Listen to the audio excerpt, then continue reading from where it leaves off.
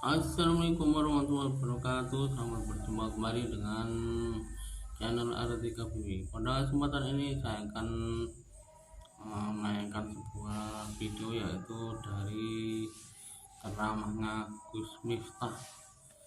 Bagaimana cerita isinya videonya? Kita tonton langsung. Kenapa kalau orang Kristen itu ke gerejanya seminggu sekali, sementara orang Islam sehari 5 kali? Ternyata jawaban beliau, Gus, kami orang Kristen kenapa ke gereja seminggu sekali? Karena sedekahnya 10%.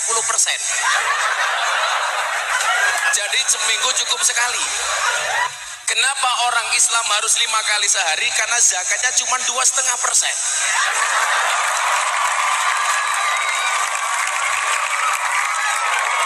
Ini sahabat saya pendeta ini. Kemarin beliau saya ajak makan di makanan Arab di Jakarta, makanan khas Arab, nasi mandi. Langsung saya bilang, hati-hati Pak Pendeta, ususnya mualaf.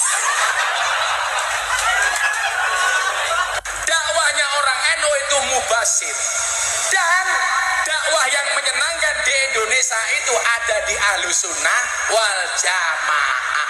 Yang jamiahnya namanya Nahdlatul Ulama. Sementara sebaliknya mundir itu nakut-nakuti, banyak ngasih peringatan. Itu di Indonesia identik dengan Wahabi. Menyenangkan itu NU, yang sukanya nakut-nakuti Wahabi. Wahabi itu di Indonesia identik dengan PKS.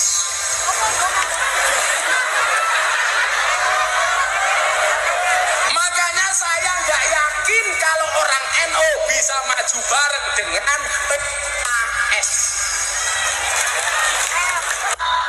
Saya waktu itu diundang sama pengusaha batu bara, Pak, syukuran, sama penyanyi dangdut. Penyanyi dangdut nyanyi 5 lagu, saya ngaji 1 jam. Selesai acara, penyanyi dangdut dikasih 150 juta, saya dikasih 75 juta. Uang saya kembalikan. Pak, saya nggak terima uangnya. Kenapa, Gus? Anda itu lucu. Kiai yang ngaji 1 jam untuk pencitraan kamu membangun moralitas, kamu kasih 75 juta. Penyanyi dangdut nyanyi 5 lagu, kamu kasih 150 juta. Bukan ini Jos, 150 juta.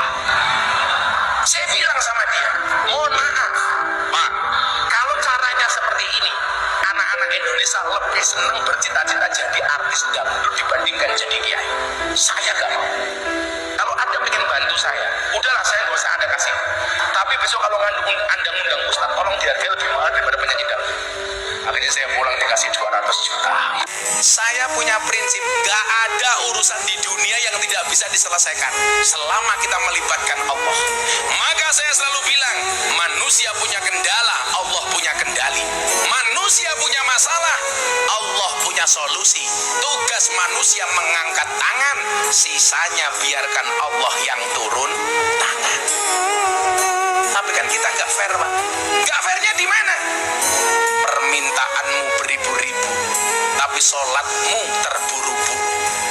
Permintaanmu bukan main, tapi sholatmu main-main. Allah memberikan semuanya, ibadah kita semaunya.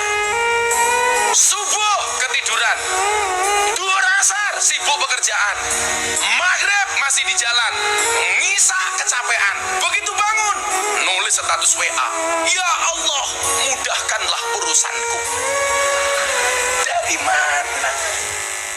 2001 saya viral pengajian, mohon maaf, memberikan ceramah di gereja Penjaringan Jakarta Utara. Saya dihujat sampai trending di Twitter 1 minggu. Miftah kafir. Saya jawab, ramasalah, sahadat meneh.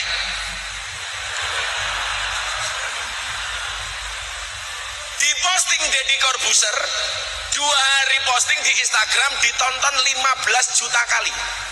Komentarnya 100.000 kali lebih. Semuanya mencaci maki saya.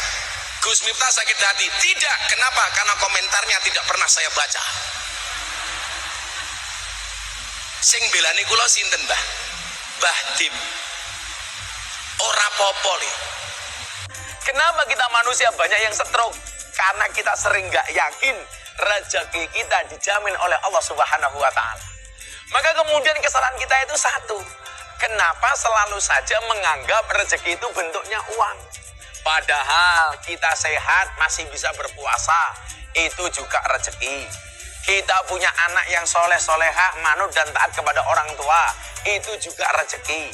Kita punya istri yang taat, yang tidak suka ngecek HP suaminya, itu juga rezeki. Artinya apa? Rezeki tidak harus berbentuk uang, tapi juga bisa berbentuk kenikmatan termasuk kesehatan.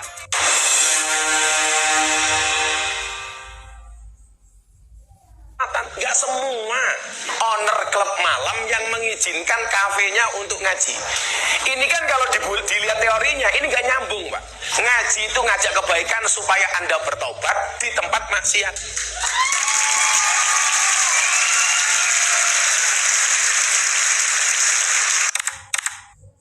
Harusnya Pak Eko khawatir dong, nanti kalau banyak bertobat kafeku sepi. Nyatanya mekanisme Allah itu tidak pernah salah. 17 tahun bosnya ngaji, ternyata bosnya tetap menjadi klub malam terbesar di Yogyakarta.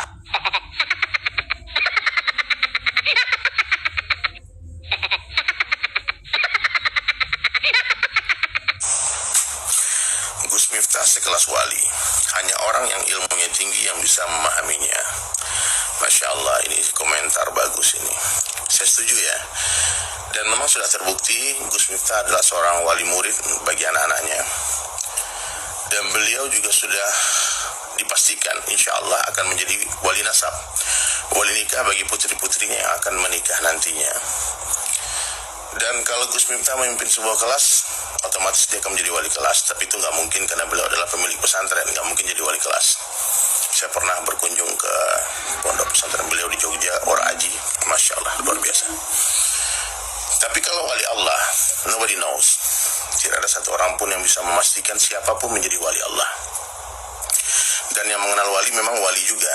Betul kalau hanya orang yang ilmu tinggi bisa memahaminya.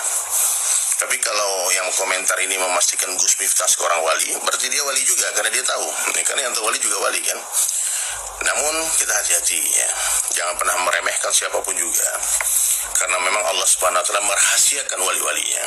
Jangan pernah meremehkan kemaksiatan sekecil apapun itu, karena Allah merahasiakan murkai dalam kemaksiatan. Dan jangan pernah meremehkan kebaikan sekecil apapun itu, karena Allah merahasiakan ridhonya dalam ketaatan, dalam amal soleh. Nah, sekarang fenomena ini sudah kita tengok ya, bukan lagi case nasional tapi udah internasional. Saya sekarang lagi di Kuala Lumpur, di Malaysia orang heboh juga. Bahkan Perdana Menteri Malaysia Datuk Seri Anwar Ibrahim pun sudah bikin video komentar tentang ini, Masya Allah. Dan itu tentu banyak hikmahnya. Dan para pencinta muhibbin Gus Miftah bahkan mengaitkan dengan kewalian Gus Miftah seperti kisah Nabi Khidir dan sebagainya, yang melakukan hal-hal yang melanggar syariat, tapi ternyata itu hikmah. Ataupun pasangan haji itu mungkin juga wali Allah, sehingga ketika dia dizalimi Allah tak biarkan, Allah turun tangan.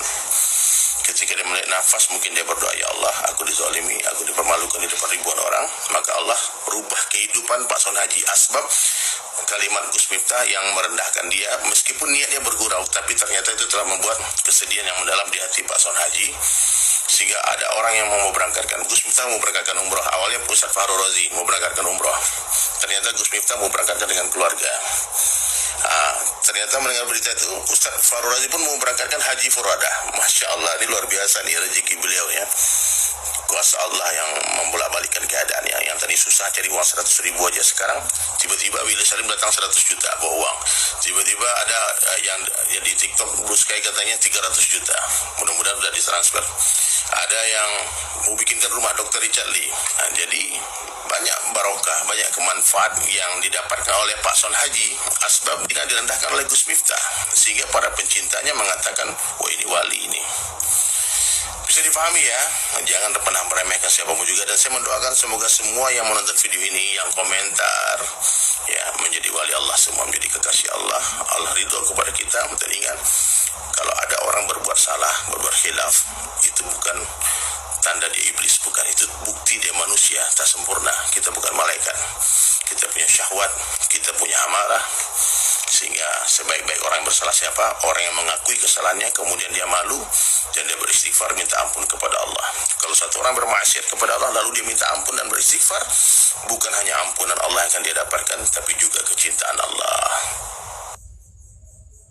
Oke, terima kasih. Demikianlah memberikan videonya.